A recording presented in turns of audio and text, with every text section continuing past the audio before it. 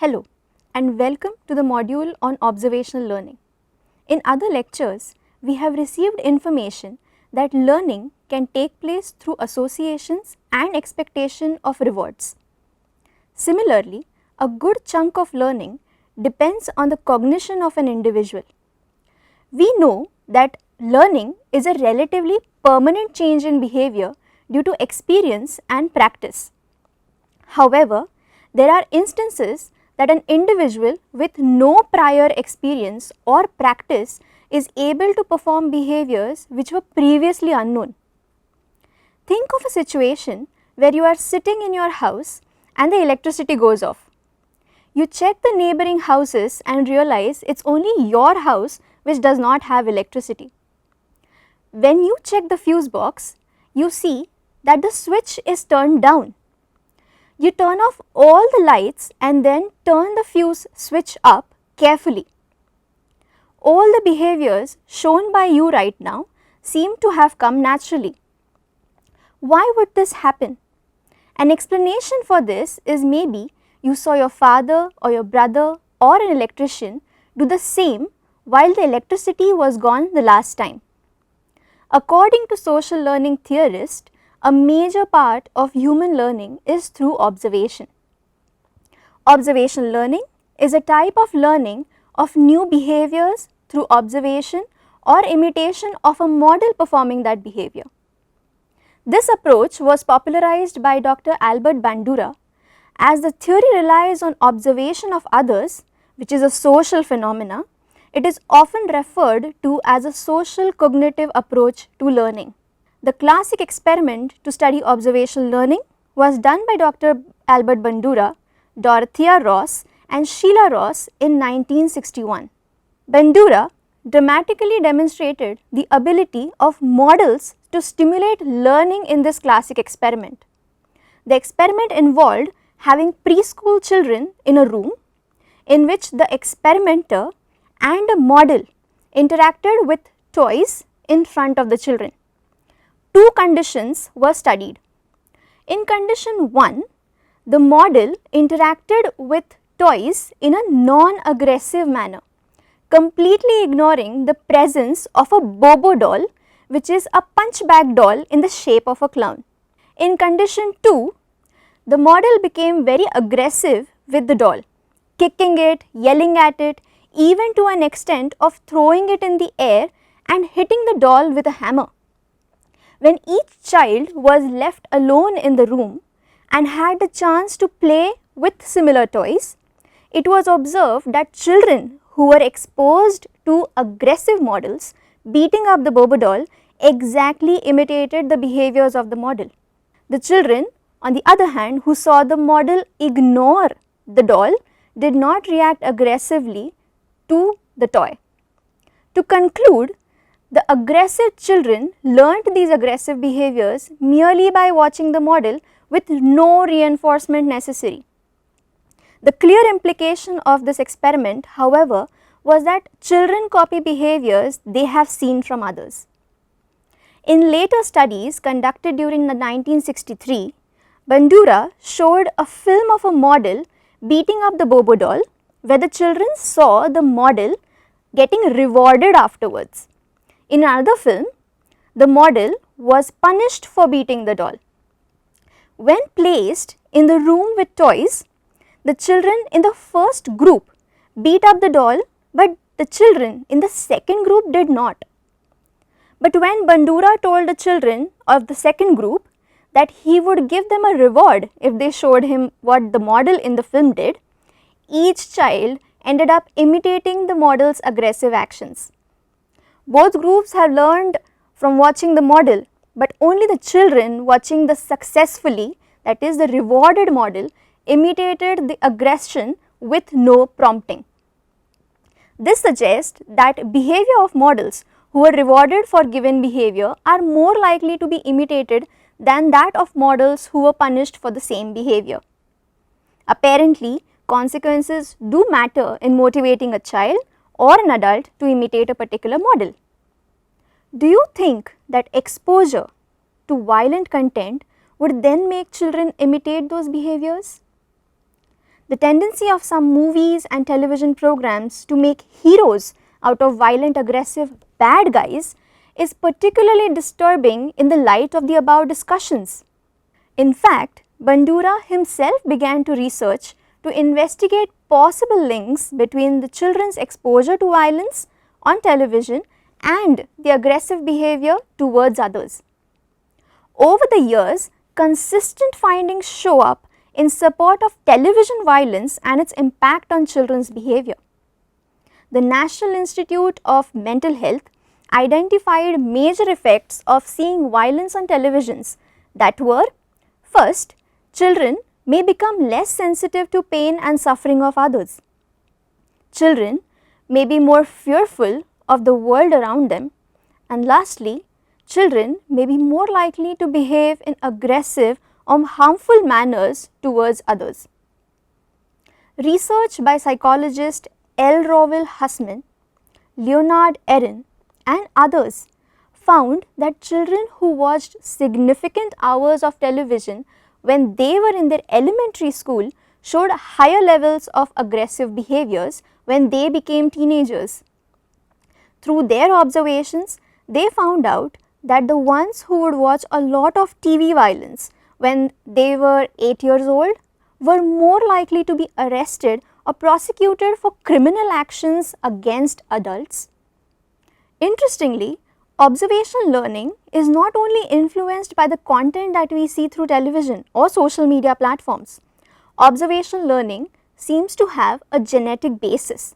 The discovery of mirror neurons that fire when we observe another person carrying out a behavior suggests that the capacity to imitate others may be innate. It was observed that neurons in macaque monkeys fired both the times when they picked up a raisin and when they saw a person pick up a raisin. In his 2012 interview, researcher V.S. Ramachandran suggested that mirror neurons fire when they simply see a person and process the exact same action. If someone yawns, you are likely more to yawn yourself. Even seeing a photo of an animal yawning may have the same result.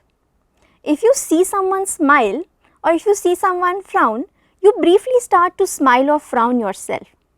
Your expressions may be so quick and involuntary, but it does not occur. Thus, these mirror neurons play a significant role in imitation of not just facial and physical features, but also psychological behaviors such as empathy or helping behaviors too. According to Ramachandran, there are non-mirror pain neurons and there are mirror pain neurons. So, these mirror neurons are probably involved in empathy for pain. If one really and truly empathizes with your pain, one needs to experience it himself. That's what the mirror neurons are doing, allowing one to empathize with others' pain. A 2011 study at the University of Chicago revealed that rats would release another rat from the cage without being offered any reward. Thus, not all observational learning may result in imitation of negative behaviors. Observational learning is particularly important in acquiring skills necessary for survival or communication. So far, we have seen the nature of observational learning and how it affects behaviors positively and negatively. Now, let us try to understand the elements of observational learning and how their presence is crucial for learning to take place. The first element is attention. The learner must first pay attention to the model for observation to take place. Specific characteristics of the model can evoke attention more prominently. This would be especially true in the case where we pay more attention to those people we perceive to be similar to us or attractive. The second element is memory. It plays a crucial role in replication of behaviors which we have observed. The learner must be able to retain information of what was done and then utilize it for imitating the behavior. Take an example of preparing tea, which we usually see our mothers make. When we have to prepare tea, we need to remember the steps. The third element of observational learning is imitation. The learner must be capable of reproducing or imitating the action of the model. An example could be a new dance learner who goes home after a dance session with the teacher and tries to copy the actions that they have seen the teachers perform. The new dancer may require multiple trials to get the steps perfect and would keep on imitating the teacher as the steps done by the teacher are considered ideal by the new dancer. And lastly, the fourth element is motivation, where the learner must be enthusiastic and aroused to take necessary steps towards desired behavior. Expectation of rewards and avoidance of punishment would play a role in motivating an individual. Do you remember the outcome of Bandura's experiment where the aggressive model was punished for beating the Bobo doll? The children who saw the model being punished for beating the Bobo doll refrained from imitating that behavior, which suggests that models who are rewarded for behaving in a particular way are mimicked rather than models who receive punishment. But when the same child were promised by Bandura to be rewarded, they imitated the aggressive model. Let us look at a few scenarios. Which one of the Bandura's 4 elements of observational learning are included here? First, a baby who is watching his elder sibling ride a tricycle.